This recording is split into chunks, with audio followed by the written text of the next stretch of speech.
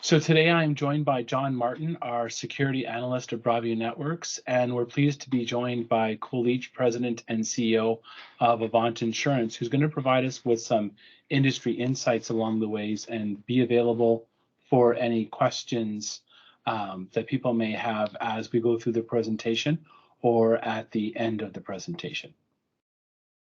To start off with, I just want to take everyone through a couple of housekeeping items. This is a Teams webinar, so we have the option for people to communicate back to us via the chat window up in the top bar of the Teams application. You can certainly provide live reactions along the way, and you can use live reactions to raise your hand if you want to ask a question.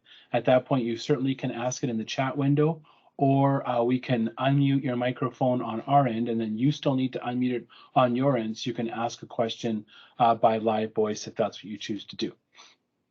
So if you have a question, go ahead and type in the chat, raise your hand, and we'll get to that question. If it's something that I think we're going to get to within the content, I'll ask you to wait, or I'll make sure we come back to it at the end. And this is not a death by PowerPoint presentation by any means, so we'll have lots of time for questions at the end because we expect people to have questions.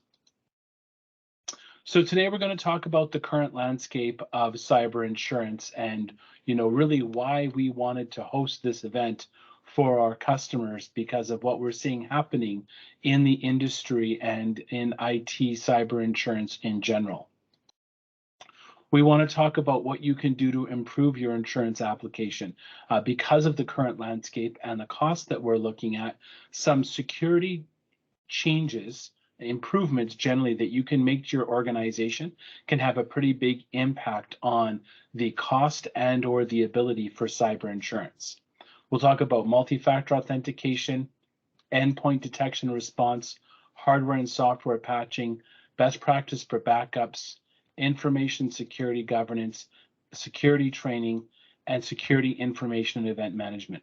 We picked these 7 because through the information that we've gotten back from the insurance industry and what we've seen within our customer base of approvals and or denials and how the rate structure is being set up, how well organizations have these items implemented or how they are performing these functions within their organization has a big impact on the scoring that is used by the insurance companies and therefore the cost that we're seeing for cyber insurance.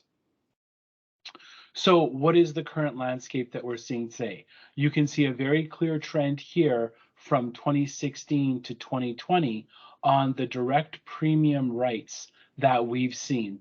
The number of times that people have had to use cybersecurity insurance and the average cost that we've seen to cybersecurity insurance compared to the premiums being paid has increased dramatically over the last couple of years. And I apologize, we don't have 2021 dates yet or data yet, but we don't usually see 21 data until later in the year for 2022. But we are seeing an ongoing trend of premiums going up a little bit, but loss ratio continuing to increase percentage-wise. So more and more companies are being breached. More and more companies are using their cyber insurance. And the premium rise goes with that. And we've actually seen in the last 6 months much more extreme premium increases than this. But certainly an increase of 29% from 2020 is quite common. And we're also seeing more limits to what you get within your cybersecurity insurance if your rate's going to stay similar. And we're, as I mentioned earlier, we've seen a number of customers just outright be denied because of what they've seen. Go ahead, Cole. Sorry, I meant to leave you unmuted on purpose. Let me just do that now. If you unmute yourself, you should be good to talk.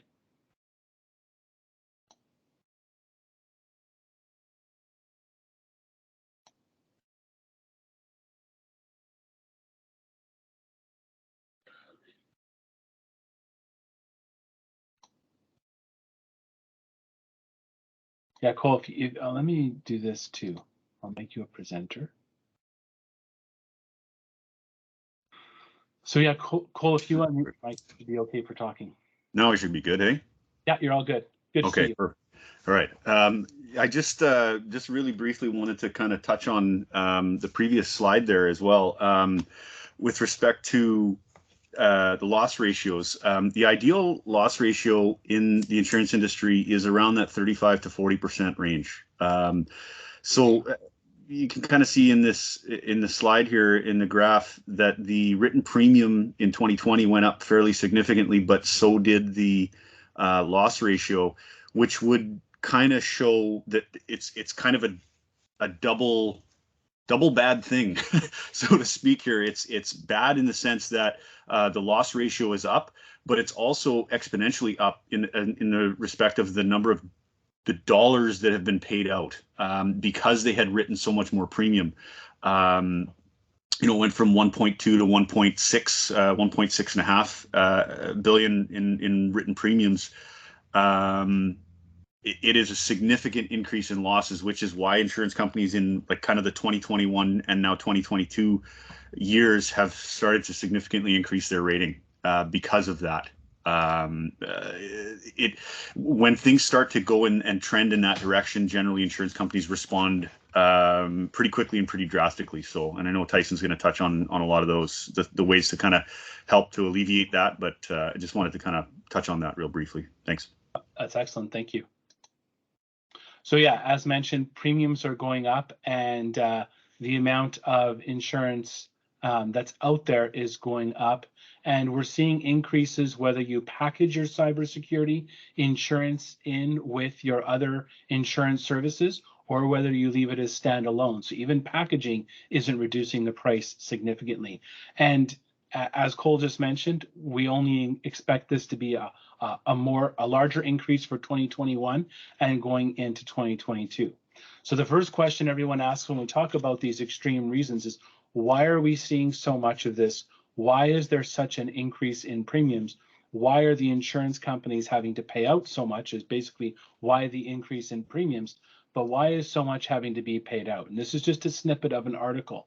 It's estimated by the editor-in-chief of Cybersecurity Magazine that cyber crime will cost the world $10.5 trillion annually by 2025. That makes it the third largest economy on the planet. That also makes it the third largest industry in the world. That puts it ahead of financial services, ahead of commercial real estate, ahead of food services, ahead of oil and gas production and auto manufacturing worldwide. There's more money being generated in cybercrime than those industries worldwide. That's how widespread this is and how much it's growing. So if you take this 10.5 trillion and you divide it by all the companies in the world, you still wouldn't have a reasonable cost for cyber insurance compared to what the payout could potentially be across all the companies in the world. And not everyone's going to buy insurance, but the number of payouts that are happening are what's causing this increase. And it's only going to get worse. And the only thing that can be done to mitigate this is to put more cybersecurity services in place. And the more cybersecurity services you have in place, the better chance you're going to get of a better premium for your cyber insurance, a better capabilities of what your cyber insurance provides, and less of a likelihood to have to use it, which is why they're going to give you a better rate in the first place. So how do we go about this? What do we do? Well, as I talked about, there's those 7 basic items we can speak through. Multi-factor authentication is the first one. If you're not familiar with multi-factor authentication, this is the concept of using your telephone or a text message or even an email sent to you with a code, or even a phone call back to you when you go to log into a service to verify you are who you say you are. The number one risk that we see out there still is people being impersonated, and they're impersonated because they give up credentials via an email usually, and now their credentials are in the hands of the bad actors. The bad actors are able to go in, log into services, act like you, and expose you to risk, and use that as a way to get something into your environment that allows them to get money out of your environment. Another way of entering is through whatever remote access functionality you may have set up. So remote desktop protocol or virtual private networks. If you have those features in place, you should have multi-factor authentication for those. It's the only way that we have a chance of guaranteeing that the user is who they say they are when they go to access a service or log into a service. Thank you, Tyson. I'm going to jump in here as well. Just some stats. According to Microsoft's latest digital defense report, which also runs a year previous, 98% of attacks are effective against non-multi-factor. So basically, if you have multi-factor and some other basic measures, you're going to be blocking 98% of those identity attacks.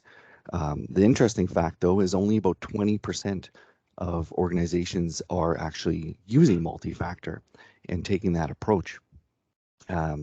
Just a recent story here, you may have heard in the news, the Okta breach. Okta is an identity services provider, another multi-factor provider.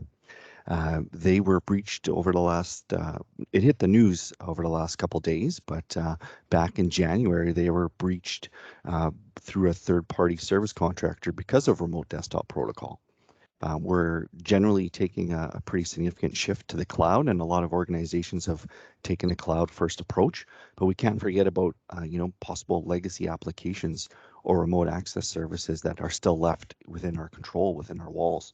So as Tyson mentioned, we need to essentially turn on MFA wherever possible, whether it's personal, work-related, and particularly for anything remote access, not just your Microsoft 365 account, but for cloud services, for VPN, RDP, wherever supported, we need to be turning on multi-factor today.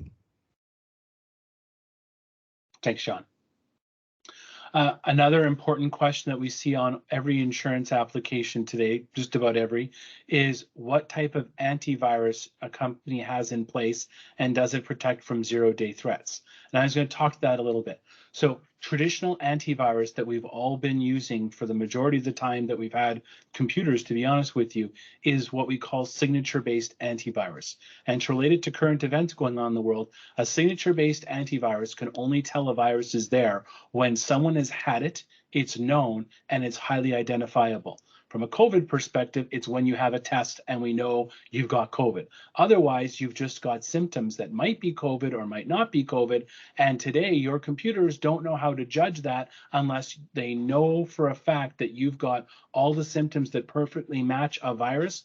And then that's a virus that your systems can block. When we look at advanced endpoint detection and response solutions and next generation antivirus, we're looking for anomaly-based protection. We want to move from just signature-based protection to anomaly-based protection. Anomaly-based protection is able to profile. It doesn't have to know that you have COVID. It has to know that you're sneezing, you've got a cough and a runny nose, go away. I don't want you here. I don't want you on my network. I don't want your stuff coming onto my computers because you might have something wrong. You might not have COVID. You might just have a common cold. Doesn't matter. You've got risks. I don't want you involved in my network, on my computers, accessing my systems. And the way the computer does this is these applications are able to understand what a Word document should be doing when someone opens a Word document from an email. And if that Word document starts accessing other subroutines or doing other unexpected functions, it can raise flags, stop that, prevent it, and put that into a secure state. The other important aspect is if you have some sort of antivirus or endpoint protection solution in place, is anyone reviewing the logs? Is anyone making sure that if there are threats in your environment, someone in your environment is aware of it and acting on it? Because now what we're seeing in the insurance questions is not only do you have it, but are you taking care of it, maintaining it, and reviewing it, and doing something about it? A real key here, as Tyson mentioned, is the response part of detection and response. We need to be able to detect and respond to when a malicious program is trying to move around in your environment. You may have heard the term lateral movement. So as Tyson mentioned, if that Word document all of a sudden is running a script or a PowerShell item, we need to know and learn on it. And not only do we need to alert on it, in a perfect world, the detection and response solution is actually going to cut it off. So really well done platforms will block that movement. So they'll, for example, if a machine is really in a bad state, it's going to turn off its network connection. It's going to prevent that damage from spreading. There was an item in the chat about incident response. We'll touch on that later as well, but your endpoint detection response solution should also be included in that incident response plan. So what if a machine is all of a sudden doing a suspicious behavior or not acting as expected? What if that machine is now talking to other servers? What if it's moving into other areas of your environment? That would be protected by a more advanced endpoint tool and also by a response plan. And in the theme of response, even more importantly, is having eyes on, whether it's a managed service provider, an internal team. Without a security operations center backing you, you can't keep an eye on it 24/7, right? We have to sleep and we have to, get rest and downtime in there. So a security operations center can monitor and manage that endpoint detection and response platform for you. So if there's a machine that's acting strange at 2 a.m. and trying to move around laterally, that security operations team supplements you and supports in cutting off that bad actor.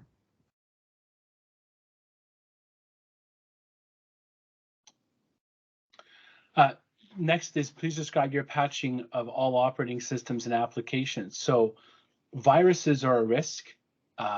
Trojans, malware, those are risks we know of where someone tries to get some sort of malicious code into your system, usually via an email or a file copy action of some type. But all software has vulnerabilities within the code itself, whether it be operating systems and applications.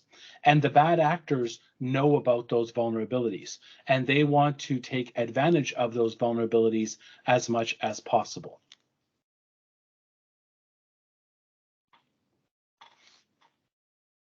From a vulnerability management perspective, we're all probably used to the term patching, right? And generally speaking, the ability to patch your operating system is pretty smooth, automatic, and has been done for a long time. But we often forget about the applications.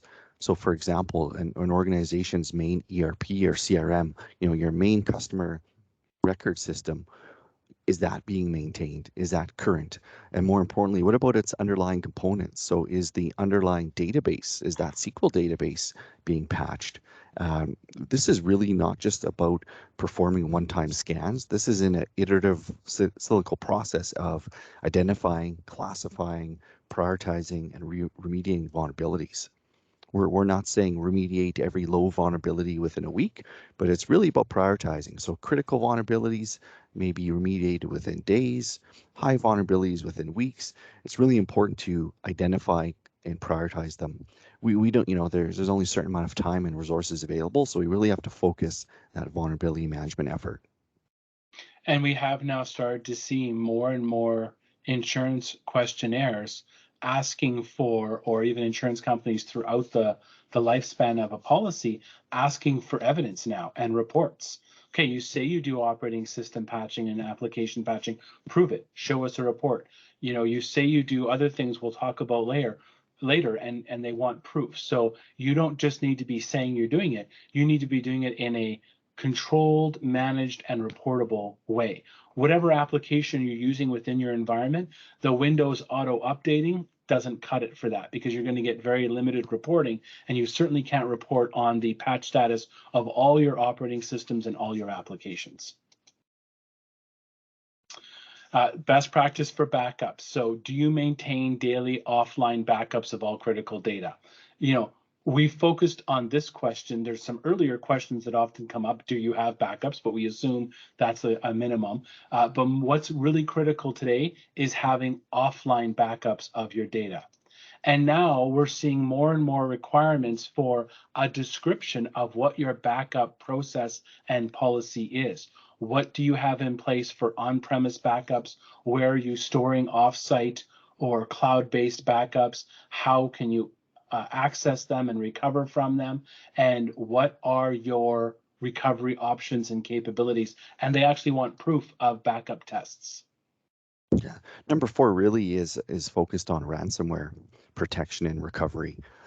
Probably the most important item is just that, right? Where are you storing your backups? Ideally in more than one location. And the third point on the slide, probably most important of all, is are you actually testing your backups? Responding to a ransomware incident is not the time to be testing backups. So it's really key that those backups are tested on a regular basis.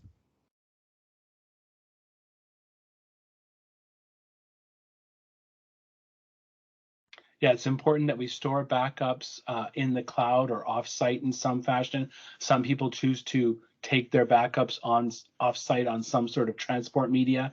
That's an option. With the availability now of cloud-based backup services, to be able to store your backups in the cloud, we really recommend that, whether it be the only secondary backup you do, or you may do a primary backup, a secondary backup to disk or tape of some type, and then an offsite as a tertiary. Those are very important to have.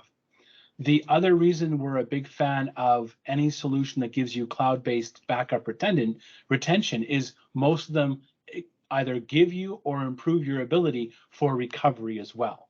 So it's important you have backups.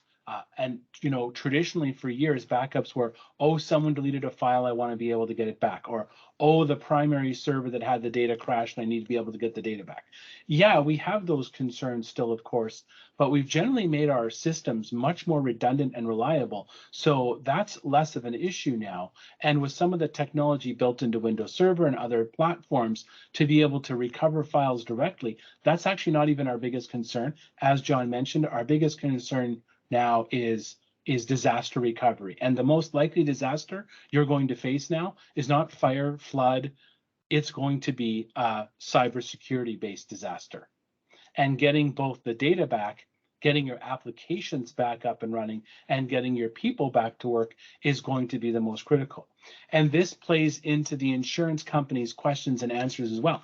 The better a backup and disaster recovery solution you have in place, the less money you're going to need to mitigate that downtime. And so again, you're going to have a better chance of getting insurance and a better chance of getting it at a better rate, because there's less likelihood that you're going to be using or submitting a bill for $1 million of business loss because your people couldn't get access to your data and use your applications.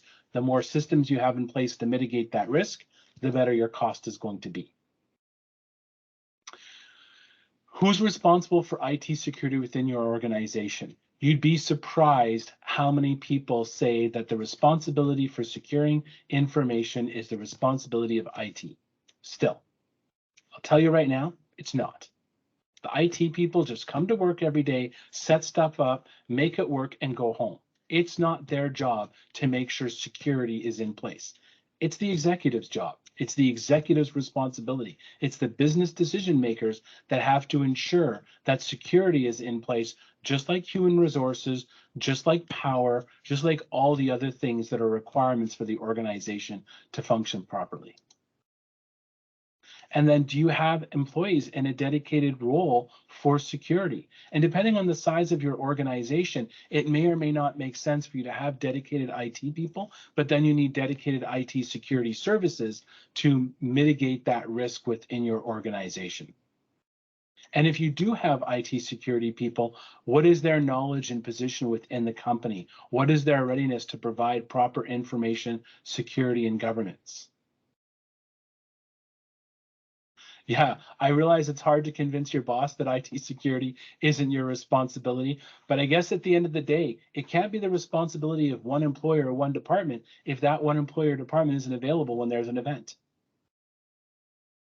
And do you comply with all of the necessary standards within your industry or within your type of work? And we're seeing those industry standards changing dramatically as time goes on. The number of organizations that now have either business requirements they need to meet, corporate requirements they need to meet from a audit perspective, or now government regulations they now have to meet.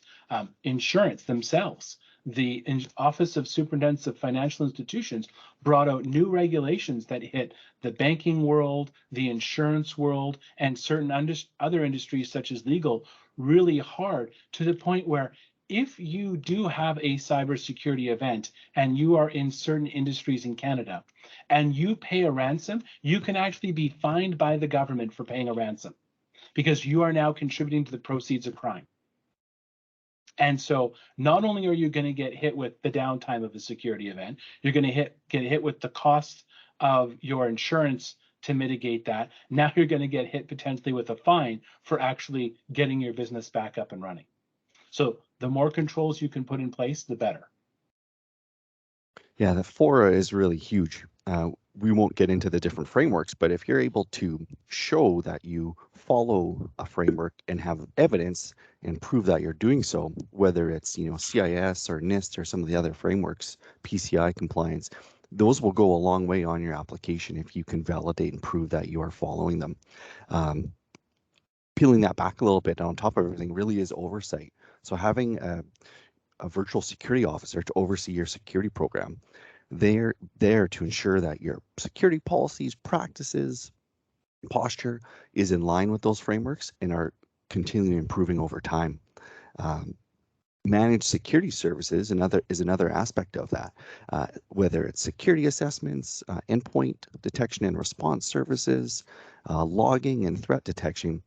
Really, those managed services are there to help you respond and react quicker, limit the time the bad guys are in your environment, and ultimately both of those, and ideally both of those, would be backed by, again, that security operations team that's helping you 24/7, so we can sleep at night. Policies are huge. This is kind of an underappreciated aspect. In CIS, for example, you might have all 153 safeguards, but if you don't have security policy backing them, you'll never score more than a 40% or 2 out of 5. Having the safeguards in place, backed by policies, procedures that are shared with everyone, approved by management, automated and reported on where possible, they'll go a long way in improving your score and posture. Another important question, it relates back to what I was talking about a moment ago.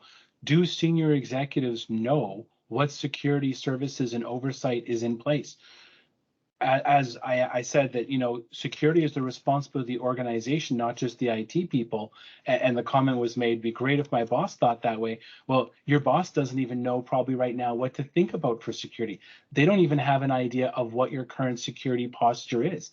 As John mentioned, an assessment is the only real way you can get a document and a report from wherever you get it from, and you put that back in front of management and say, this is where we're at. We're here. We should be here. It would be better if we were there. But right now, you don't even know where you are. And you might be able to state within individual areas that we're good or we think we're good, but no one's measured it and no one's really reported on it. And that measurement and reporting is critical. Absolutely, you're right, Chris. If you report to a board, the board needs to be aware of this. And some cases, the board are the ones that are actually pushing this down on the senior executives. We've seen it in both directions, where senior executives go to the board and the board's like, why does this security stuff matter? And then they show them an assessment. We've also seen the other way around, where board members, are often parts of other organizations. They've had some of this experience in their organizations. Other organizations, they come to your organization, they say, why don't we have this? Where are we at with this? So do you report on your security? Have you done a security assessment? You should be doing a security assessment at least once, preferably annually, and developing a report, not just of what's been assessed, but then what's been remediated in the last year as a part of that. And then your cyber insurance is a part of that conversation as well, because now that can be a reason or a goal to achieve some of these cybersecurity remediations. And it can also be, this is what we're going to be able to do or not going to be able to do with our cyber insurance based on what we've done with our security recommendations. And do you do security awareness training? That's a question we've seen on a lot of applications now. How often and what type of security awareness training are you doing? It's almost becoming a requirement that you've done something as opposed to nothing.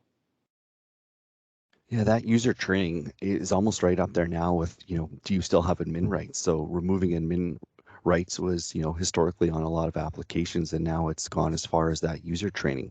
And that end user training too, it has to be more than just once. So you can't just provide a user training when they're hired. That training has to be done, throughout the year, ideally multiple times instead of just once.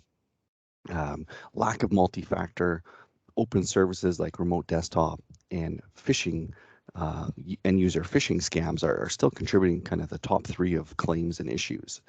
Um, Phishing testing, as I mentioned, is key. Do it more than once at hire. Scanning. Many cyber insurers, either as part of the application or just an ongoing cadence, once you have a policy, they're actually scanning your environment. They're scanning your domain name. They're scanning your systems if you have anything publicly exposed. So whether you're doing so prior to an insurance application or as part of your regular cadence of continuous improvement, you want to scan your publicly facing or your publicly exposed systems. You generally start with a vulnerability scan. So any system that you have exposed to the internet, scan it for software weaknesses, for vulnerabilities. And then secondly, once you know those vulnerabilities, perform what's called a penetration test. So see if you can actually get in and exploit those vulnerabilities. Doing those external scans before an insurer does it will go a long way in improving the application process and potentially reducing costs. Another part of it, as we mentioned, is security assessments. If you've never done an assessment, ideally get that first assessment completed. But in a perfect world, you're scanning on a regular basis, for example, annually. Security assessment should be really a continuous process of scan, remediate, validate that those items have been fixed, report to the board, report to your insurance, and show that continuous improvement over time. Security information and event management, this gets into what John was talking about with the Security Operations Center and what I mentioned a little bit earlier, that it's not just important to have some of these services and capabilities in place, it's also critical to report on them and log what's happening in your environment. And the benefits of security information and event management systems in general, not only do they log and help prevent attacks because they can tell us what's going on in the environment ahead of an attack potentially, they also give valuable information for mitigating an attack once it takes place. So they're another layer of protection that you can put on that helps give more information about what's going on in your network in the event of something happening. It's a bit of an overused slogan, but really it's a matter of, when and not if. Even large corporations like Microsoft, right, have breaches to a certain degree. So if you're not logging and if you're not capturing relevant information, how do you know that a bad actor is in your environment? Some organizations that are breached, the bad guys have been in their environment for months. There's been some cases of years. In some circumstances, organizations are not reporting properly and they know, the bad guy's been in for a couple months, but aren't sharing that publicly, which is a whole other issue. But really, when it comes to logging, you want to have a process that defines, what are we going to log? What's important to capture? How long should we keep it for? And then you want to, of course, collect your logs, collect relevant logs, centralize those logs, and then ideally have a security operations team, which could be a third party or, a managed service, review those logs for anomalies, behavior, strange behaviors, etc. The more information you have available that can be correlated and processed, the quicker you're going to detect, the bad guys or attacks. And then you get into response. So depending on the platform, whether it's an endpoint detection and response or a network-based detection and response platform, there's capabilities in current technology to actually handle the response part of it and automate the response. There was a mention in the chat earlier about an incident response plan. That's definitely in the top 10. It's not in our 7, but having an incident response plan is crucial to reduce the response time, the dwell time of the bad guys. Not only should you have a high-level incident response plan, you should have very specific response plans. You should have a response plan for a data breach, for a lost asset, for ransomware. It's really important to have very specific real-world plans there. Yeah, so some other important questions that we see is asking what is your IT security spend? And so we'll see this asked as either a percentage of your overall IT spend, specifically security, where we haven't seen it. I haven't seen it on one in Canada yet, Cole. I don't know if you have, but I did see and hear last year that in the US there were some states where it was actually being asked as a percentage of overall revenue the company does. So now they're not even tying it to profit. They're not even tying it to how well the business is doing. They're basically saying you have this much revenue, you should be spending this much on IT security. And in some states, it's not legislated that you have to, but there is a lot of legislation coming in about certain requirements being in place to be able to take advantage of some services now. Yeah, there are in Canada. Obviously, my experience is all with Canada specifically. The question is asked. Similar question is asked more just on what have you done specifically to increase or improve IT security. They don't necessarily ask specific how much you spent, but they want to know, have you added or changed anything? We tend to recommend to our clients to go into detail, even as far as just, how often you're updating your, are you regularly updating software and, adding the patches and things like that? Like we want to get really detailed with our applications. So, really, we when we talk about this kind of thing, we really dumb it down, right down to the very basics, that we never assume that the underwriter that's looking at this is an IT expert. They're probably a little more IT savvy than a property underwriter would be, but they're also not IT experts. And for the most part, our experience has been that IT experts, people like Broadview, know a lot more than the underwriters that we're dealing with. So to be able to answer questions really simply, but really detailed in as far as what has been done, that is happening a lot. So just keeping track of what kind of security updates have been done, those kind of things are important when you're doing your renewal application. Yeah, and having a separate budget or sub budget within your IT budget for cybersecurity specifically is a really good idea. And to go from that comment that you just made, Cole, that the service providers out there are the ones that are the ones we should be able to get the proper solutions from and the proper guidance from. I'll emphasis on the should, because to a degree you hand the keys over to a degree to third-party providers for a lot of these services. You now have to make sure that they're delivering them properly and that they're doing it the right way and that they're taking care of your data and your services properly. Go ahead, John. Yeah, a really important point about the previous slide and the spend on cybersecurity is, well, how do you know what to spend your money on? So that's where that assessment really comes into play. After completing an assessment, ideally you're going to be left with a prioritized roadmap of your, kind of best bang for your dollar, right, of where to spend that security money. So budgeting and spending that security dollar becomes a lot easier. Easier to justify, easier to get approval once you have a plan outlining, priorities of what should be done first. Absolutely. So, when you're going to go to third-party providers to get those services, you want to make sure that those providers have their security house in order. We're seeing now on the cybersecurity forums for services that you are getting externally, what is your information or knowledge of their security posture and what do they have in place? Do your providers have cyber insurance of their own in place? What security and credential monitoring are they doing for their staff? What are they doing for training and testing of their staff? Do they update important information? Do they subscribe to a compliance framework? Are they doing MFA for all the systems? And do they have written security policies that align to a security framework?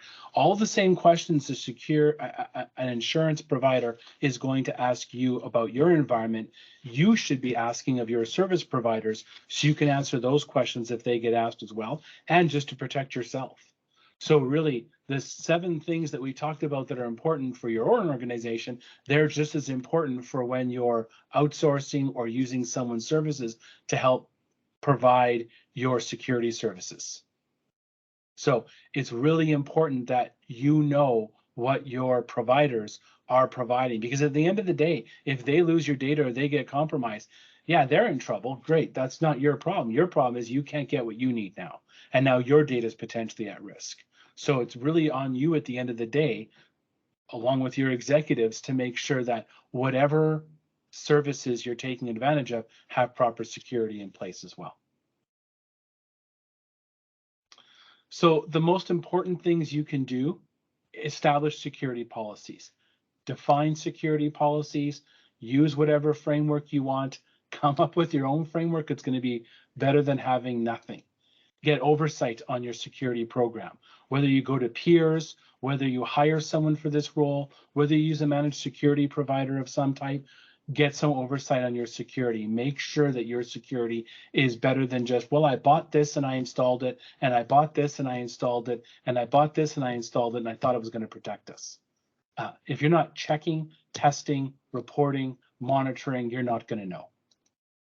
Have an external scan done prior to applying for cyber insurance, like John talked about, because they're going to run a scan and they could get tripped up on some very simple things because their technical knowledge is not as deep as, dedicated security providers. And so we've seen customers be outright refused up front because they had what looked like, serious vulnerabilities, and in reality they weren't. And in the cases where we were able to do that scan up front, we were able to reduce that headache right at the beginning of the process of application for insurance. Some good general best practices: remove excessive admin rights, set up MFA everywhere for everything you can, train your users. Those things are going to be the ones that are going to help you, as per the way we've laid them out and talked about them earlier. So that's really the fundamental components that we see as being the most important when you're applying for your cybersecurity insurance, based on what we're seeing on the forums today. And it's only going to get more exhaustive for what you have to report on and what you have to be prepared for to be able to get either insured at all or get a good insurance rate. So we'll send you out the answers to the 7 questions to ask your IT provider for anyone that's providing any IT services to you. And really want to thank everyone for attending.